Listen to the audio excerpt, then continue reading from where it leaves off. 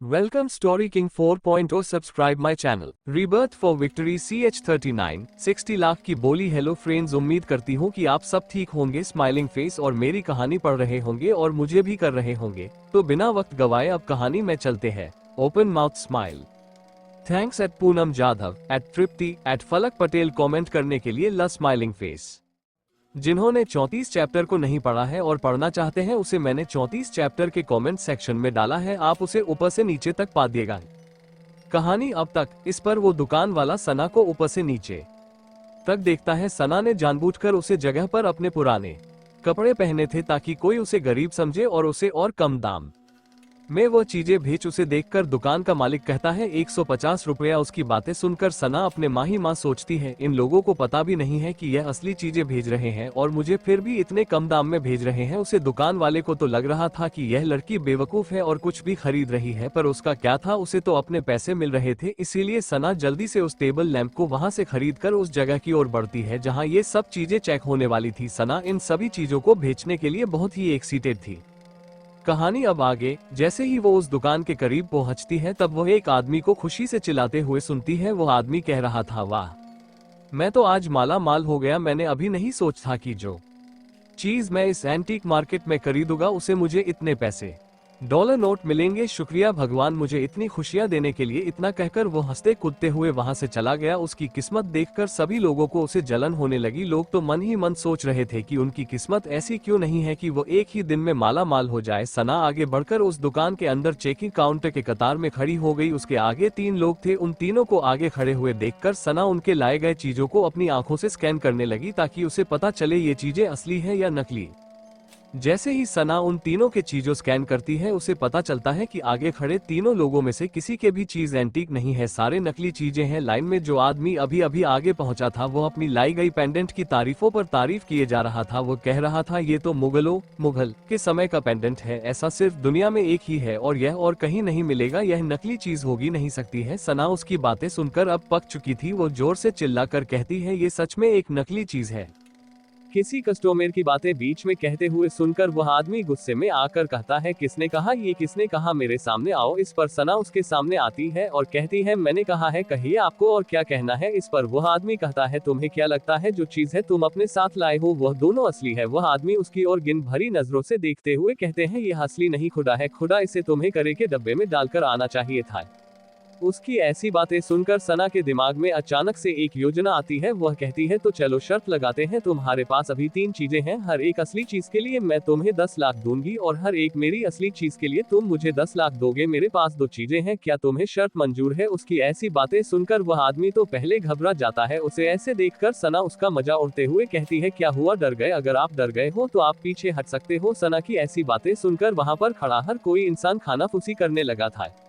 एक औरत दूसरी औरत से, अरे ये लड़की तो बहुत बहादुर है, पहली बार मिस्टर यादव को किसी ने उनके मुंह पर जवाब दिया है। दूसरी औरत कहती है, सही कहा आपने, और देखिए इन्हें कैसे शर्त के नाम से ही डर गए। लोगों की ऐसी बातें सुनकर वह आदमी जिसका नाम नमन यादव था वह गुस्से से उनकी ओर देखता है, जिसे भीड़ में चल रही आवाज में एकदम शांत हो जाती है। वो पलटकर सना की ओर देखकर कहता है, चलो मुझे तुम्हारी शर्त मंजूर है, मुझे खुद पर 100% भरोसा है कि मैं ही शर्त जीतूंगा और 30 लाख रुपये यहाँ से लेकर जाऊंगा।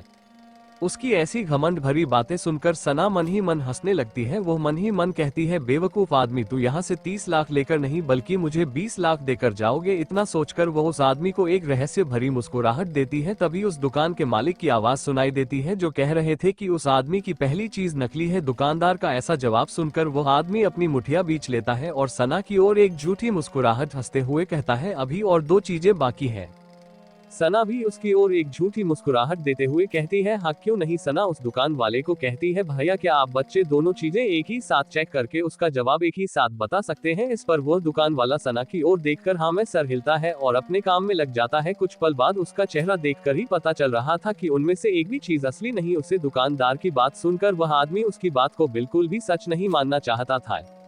जोर से चिल्लाकर कहता है, अच्छे से जांच करके बताओ तुम झूठ बोल रहे हो साहब, मैं कितने सालों से ये काम कर रहा हूँ। चीजों को देखने के बाद मैं 100% कह सकता हूँ कि यह चीज नकली है। जैसे ही वह आदमी सना की ओर देखता है, सना के चेहरे पर एक मजाक उड़ने वाली मुस्कान होती है। उसका ऐसा चेहरा देखकर मिस्टर यादव चिढ़ जाते हैं और गुस्से से सना से कहते हैं, अगर मेरी चीजें नकली है तो इसका मतलब ये तो नहीं कि तुम्हारी चीजें भी असली होंगी। इस पर सना कहती है, मेरी दोनों चीजें असली है और मुझे इस पर पूरा विश्वास है। अगर आप चाहो तो हम अभी इसे चेक कर सकते हैं।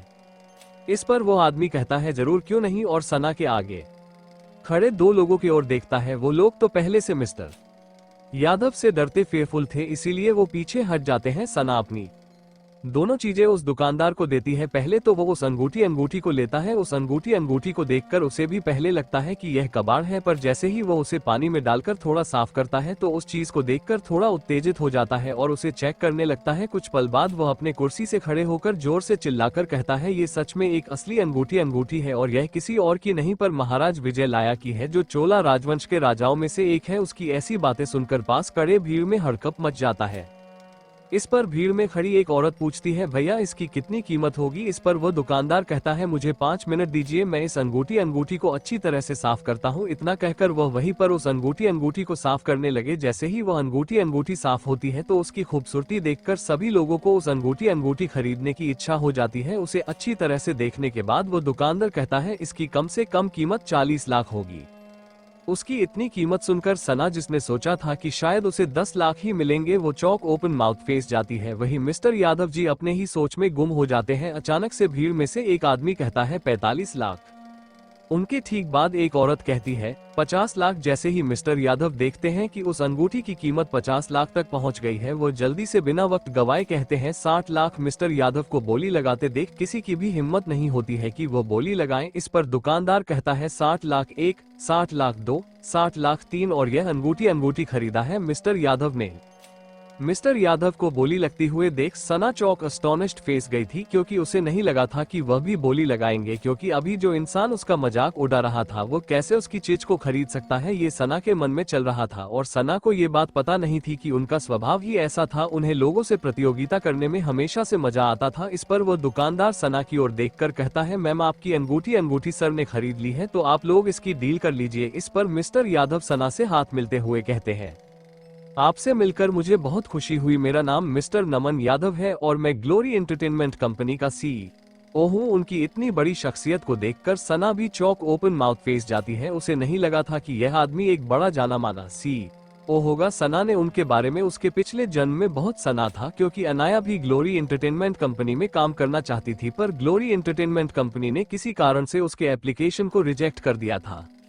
सना भी अब उन्हें मुस्कुराते हुए कहती है, आपसे भी मिलकर मुझे बहुत अच्छा लगा। मेरा नाम सना है। इस पर मिस्टर यादव कहते हैं, तो सना तुम्हें चेक चाहिए या बैंक ट्रांसफर। उनकी बातें सुनकर सना जल्दी से कहती है, बैंक ट्रांसफर, क्योंकि सना अगले ही दिन मुंबई जाने वाली थी और वो उस चेक को लेकर यहाँ वहाँ बैंक ढूंढने भटकना नहीं चाहती थी। उसकी बात मानते हुए मिस्टर यादव और सना एक कॉन्ट्रैक्ट साइन करते हैं, और जैसे ही मिस्टर यादव सना को बैंक ट्रांसफर करने ही वाले थे कि फिर से दुकान का मालिक उत्तेजित होते हुए कहता है, वाह ये टेबल लैंप भी असली है। वो जोर से कहता है, ये तो महान इंजीनियर जॉर्ज कार्वारडाइन जो कि इंग्लैंड के थे, उनके बनाए गए टेबल लैंपों में से एक था, जो कि किसी ने चुरा लिया था। अगर मैं गलत नहीं हूँ तो ये वही है। उनकी ऐसी बातें सुनकर सभी लोग हैरानी से सना की ओर देखकर मन ही मन कहते हैं, ये लड़की सच में बहुत कमाल की है। ये सुबह सुबह किसका चेहरा देखकर आई थी जिसे वो इतनी लकी थी। तो क्या लगता है आप लोगों को सना को उस टेबल लैंप के लिए कितने पैसे डॉलर नोट मिलेंगे? क्या सना मुंबई अपने परिवार के साथ सुरक्षित पहुंच पाएगी? जाने के लिए पढ़ते रहिए rebirth for victory smiling face throwing kisses. To be continued. अगर यह कहानी आपको पसंद आती है तो please folded hands like, share और कमेंट कीजिए। आपका प्यार मेरे लिए एक हिम्मत बनेगी और मैं और अच्छे से लिख सकूंगी। मुझे आप सबकी प्यार की बहुत जरूरत है। आप लोगों को कुछ भी पूछना हो तो आप लोग मुझे कमेंट कर सकते हैं। 40 सना हुई मालामाल। हेलो फ्रेंड्स, उम्मीद करती हूँ कि आप सब ठीक होंगे, स्माइलिंग फेस और मेरी कहानी पढ़ रहे होंगे और मुझे भी कर रहे होंगे। तो बिना वक्त गवाए अब कहानी में चलते हैं। Open mouth smile.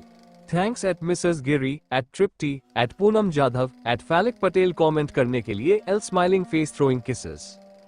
Thanks at Tripti, at Shyama review देने के लिए। Smiling face. और एक बात, आज एक और चैप्टर अपलोड करूंगी। जिन्होंने 34 चैप्टर को नहीं पढ़ा है और पढ़ना चाहते हैं, उसे मैंने 34 चैप्टर के कमेंट सेक्शन में डाला है, आप उसे ऊपर से नीचे तक पा दिएगा। कहानी अब तक। मिस्टर यादव और सना एक कॉन्ट्रैक्ट साइन करते हैं और जैसे ही मिस्टर यादव सना को बैंक ट्रांसफर करने ही वाले थे कि फिर से दुकान का मालिक उत्तेजित होते हुए कहता है, वाह, ये टेबल लैंप भी असली है। वो जोर से कहता है, ये तो महान इंजीनियर जॉर्ज कार्वारडाइन जो कि इंग्लैंड के थे उनके बनाए गए टेबल लैंपों में से एक था जो कि किसी ने चुरा लिया था। अगर मैं गलत नहीं हूँ तो ये वही है। उनकी ऐसी बातें सुनकर सभी लोग हैरानी से सना की ओर देखकर मन ही मन कहते हैं, ये लड़की सच में बहुत कमाल की है। ये सुबह सुबह किसका चेहरा देखकर आई थी जिसे वो इतनी लकी थी।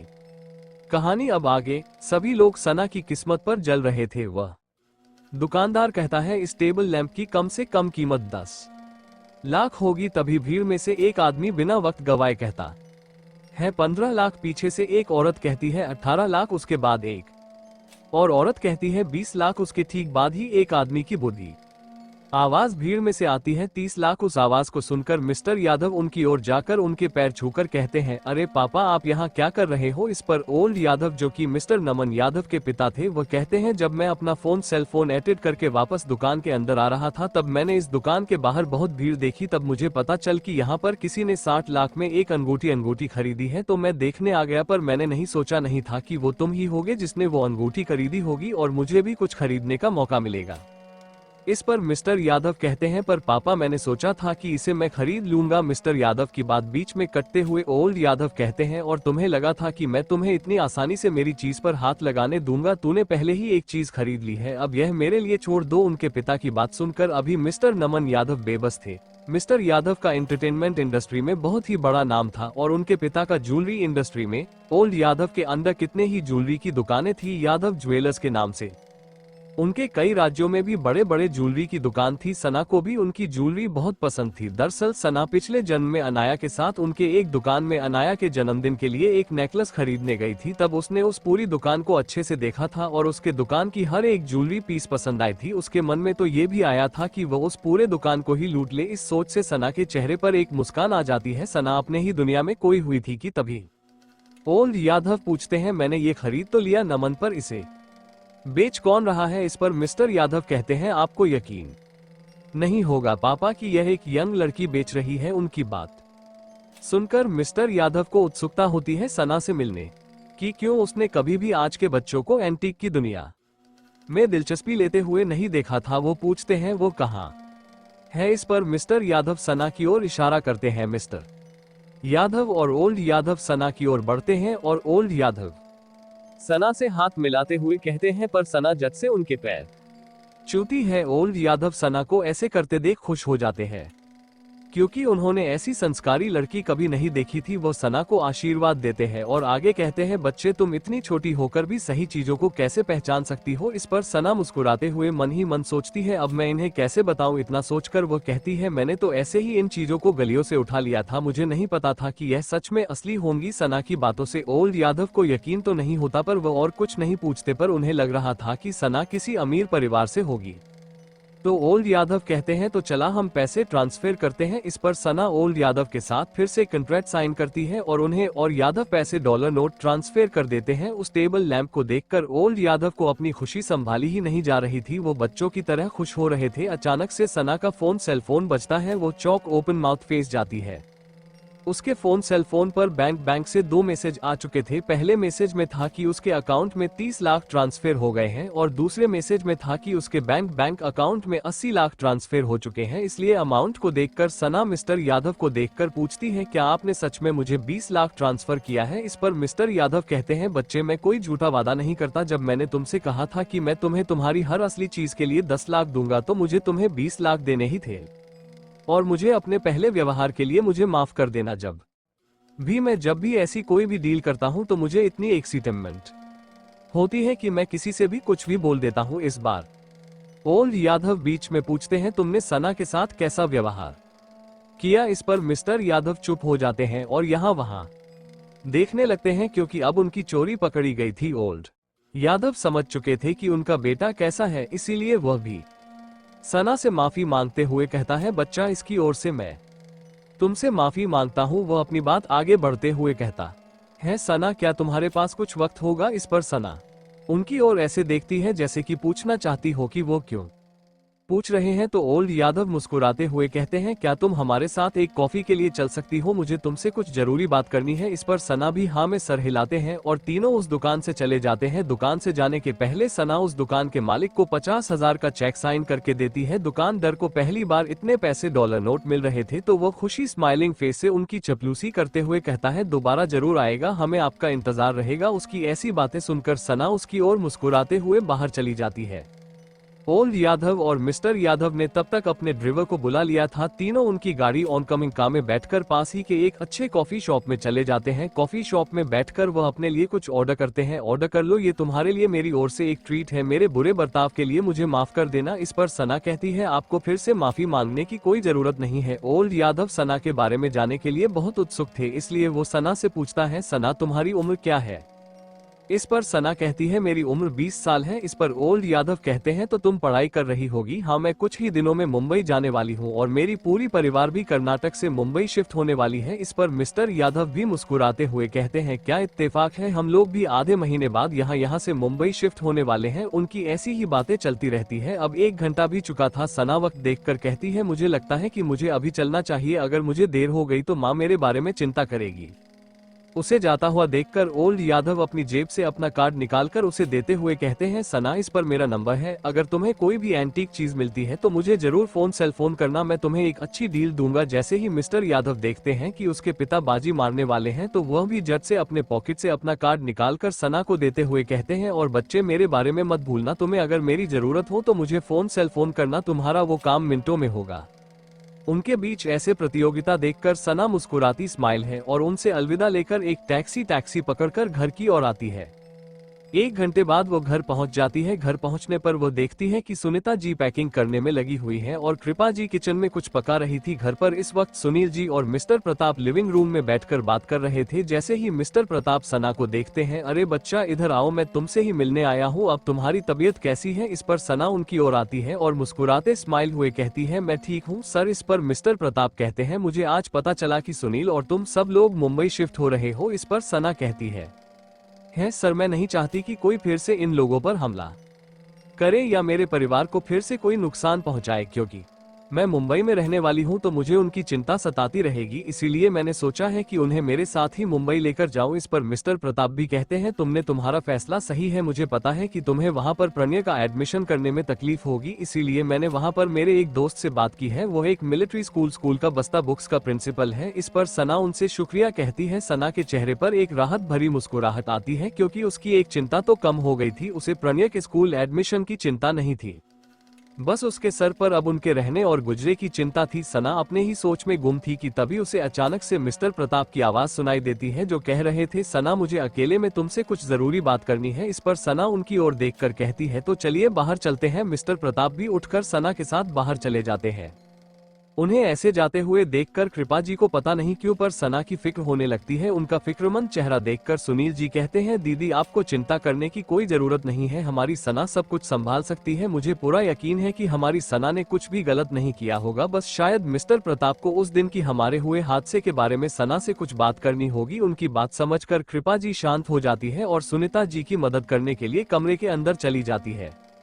तो क्या लगता है आप लोगों को, क्या बात करनी होगी मिस्टर प्रताप को सना से? कैसा होगा सना का मुंबई जाने का सफर? जाने के लिए पढ़ते रहिए rebirth for victory to be continued. अगर यह कहानी आपको पसंद आती है तो प्लीज से फोल्डेड हैंड्स लाइक, शेयर और कमेंट कीजिए। आपका प्यार मेरे लिए एक हिम्मत बनेगी और मैं और अच्छे से लिख सकूंगी। एल मुझे आप सबकी प्यार की बहुत जरूरत है। एल आप लोगों को कुछ भी पूछना हो तो आप लोग मुझे कमेंट कर सकते हैं। L thanks for watching story.